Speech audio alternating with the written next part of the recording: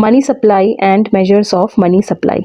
Money supply क्या होता है स्टूडेंट्स? एक इकोनॉमी में एक पर्टिकुलर समय पे पब्लिक के पास जितना भी मनी अवेलेबल है उस टोटल मनी को मनी सप्लाई बोलते हैं।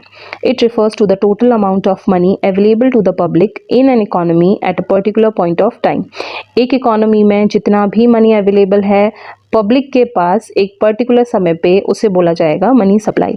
ये एक स्टॉक कॉन्सेप्ट है क्योंकि मनी सप्लाई को मेजर किया जाता है पर्टिकुलर पॉइंट ऑफ टाइम पे।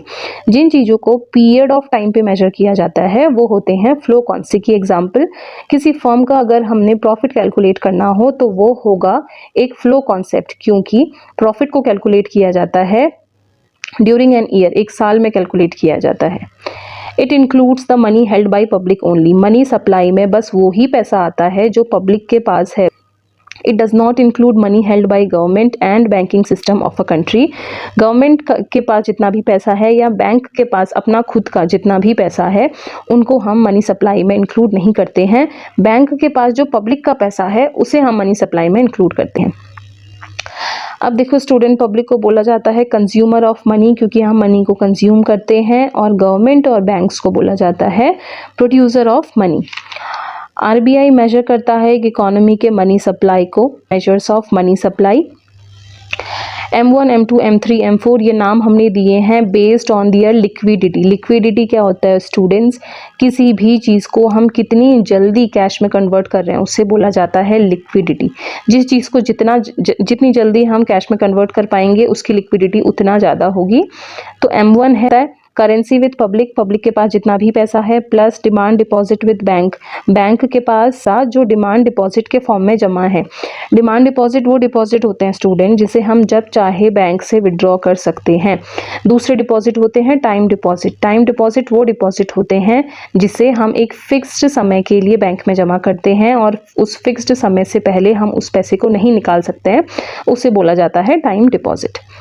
तीसरी चीज़ इसमें आती है other deposits with RBI. RBI के पास जो भी पैसा जमा होता है वो भी इंक्लूड होता है इसमें, except students deposit of commercial bank.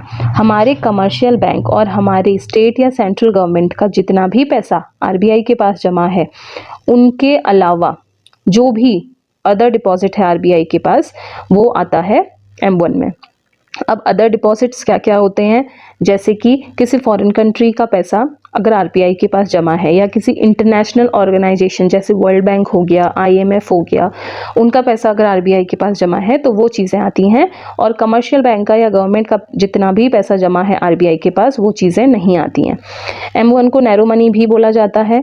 M2 के लिए हमें M1 चाहिए plus demand deposit with post office. Post office में जो पैसा हमने डिमांड डिपॉजिट के फॉर्म में रखा है वो M2 को हम लिक्विड मनी भी बोलते हैं। M3 के लिए student M1 plus time deposit of bank. M3 calculate करने के लिए हमें M1 चाहिए, उसके साथ साथ बैंक का टाइम डिपॉजिट। जैसे आप देख सकते हैं M1 में हमने लिया था डिमांड डिपॉजिट, M3 में हम लेते हैं M1 को भी इंक्लूड करेंगे, साथ ही साथ टाइम डिपॉजिट ऑफ बैंक को भी लेंगे। M3 को बोला जाता है broad money.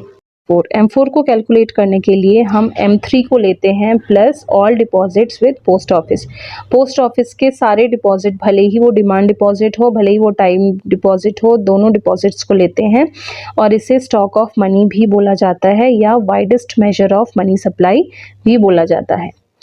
M1 student, M1 first और बेसिक मेजर है मनी सप्लाई का। M1 को हम ट्रांजैक्शन मनी भी बोलते हैं क्योंकि M1 के जितने भी कंपोनेंट है सबसे हम इजीली ट्रांजैक्शंस कर सकते हैं। M1 मोस्ट लिक्विड मेजर है क्योंकि M1 के कंपोनेंट्स को हम इजीली कैश में कन्वर्ट कर सकते हैं, और M4 लीस्ट लिक्विड मेजर है क्योंकि इसके जितने भी कंपोनेंट हैं हम उसे इजीली कैश में कन्वर्ट नहीं कर सकते हैं।